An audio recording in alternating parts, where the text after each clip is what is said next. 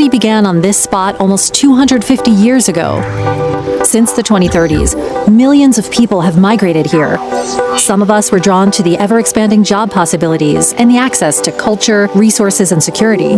Others were displaced from regions affected by climate change, neglected infrastructure, or lackluster economies. Those millions created a huge demand on megacity systems and resources, and massive shifts had to be made in how things were done to ensure that our city would continue to evolve in a sustainable way. On this tour, we'll highlight some of the engineering solutions that have kept megacity moving forward, and also point out some of the issues we still struggle with. Keep your eyes peeled, there's life all around you. Today, in 2070, 50 million people move, eat, live, and age here in megacity. We're extremely dense, but we value our quality of life. Of course, not everything is perfect. We learned long ago that we had to work in concert with our natural ecosystem. After all, we rely on it for our nutrition, recreation, air quality, and mental health. Take the river, the root of our city. It needs our help to stay healthy and to flow freely, but we also need to manage it to minimize flood risk to our residents and structures. We constantly need more space as we continue to grow, but new materials are expensive and scarce, so we reuse and recycle everything. And it often makes more sense to do some creative repurposing of existing spaces rather than build from scratch. Adaptive reuse is the foundation of our circular economy. A movement a few decades back fought to preserve some of our iconic structures. Our beloved stadium here has been rebuilt a few times, even though from the outside, it looks exactly the same. Because of the sheer mass of commuters moving around at any given time, our transportation hubs are now more than ever incorporated into the surrounding neighborhoods and are places we want to be, rather than have to be, where we meet for work, dining, learning, shopping, and entertainment.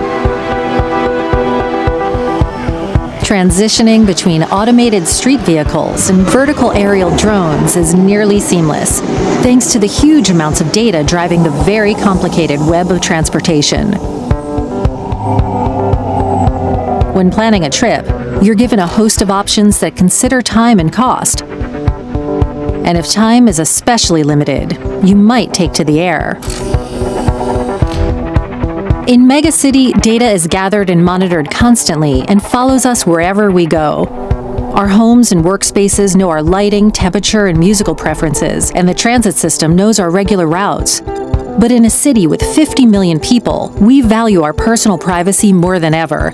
So the city, private companies, and the residents work together to make sure that the data we provide won't be abused.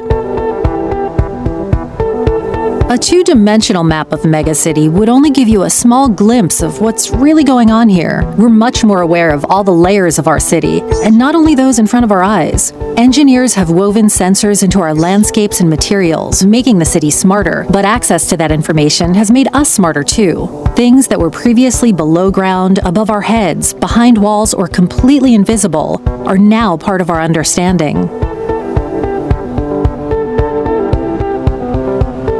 Moving around the city is a three-dimensional dance driven by huge amounts of data input and lots of options. If you live high in the downtown district, you may not even come to street level for days, making use of the elevated walkways to meet up with friends in neighboring buildings, and catching drone rides from the rooftop to the metro station, where you can join a platoon of autonomous vehicles to another district.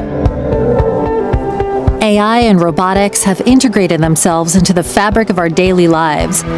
But that's opened up new opportunities, both for jobs and our creative exploration. 3D printing and automated fabrication have brought producers and consumers closer together, creating new hyper-localized markets and making the city more self-sufficient. New buildings are mixed use and adaptable. Through the use of AI and sensors, the layout and climate of a space can change instantly depending on the user, and a modular approach means a space can be shifted to accommodate the infinite needs of its residents. In this part of the city, a building might have everything its residents need housed inside it. We don't have to travel far to get to clinics, schools, or restaurants, and much of our energy production and waste reclamation even happens on-site. As you might imagine, emergencies are part of everyday life here. Megacity systems all have more than one job. All the autonomous vehicles in the city double as traveling battery packs, providing easily accessible backup power at short notice. There are multiple redundancies in place so that water, energy, and other resources can be quickly redistributed. This is often true down to the building level, where microgrids take the burden off the larger system and allow most residents to shelter safely in place, avoiding the need for mass evacuations. While some areas of megacity have benefited from years of investment, others have developed more recently in response to ongoing migration. Safe housing for newer, more vulnerable residents can still be a challenge, but these younger neighborhoods are nimble and often use the lack of structure to their advantage. The best of their innovative, creative problem solving, such as modular housing and reusable building materials, have trickled up and rippled out to the wider city. Everything about infrastructure is more flexible these days. In fact, nothing in megacity feels stagnant. Because things change so quickly, we now take for granted that we'll likely have several careers across our lifetimes, retraining as we go to keep up. Beyond the dynamic changes in the approach to infrastructure in Megacity 2070, the domain of civil engineers today is also to improve how people feel in the city, to help them acclimate and thrive in their environments. Sure, dramatic advancements in AI, data application, and robotics have vastly changed everyday life. But these advances have also improved the safety of the people who live and work here.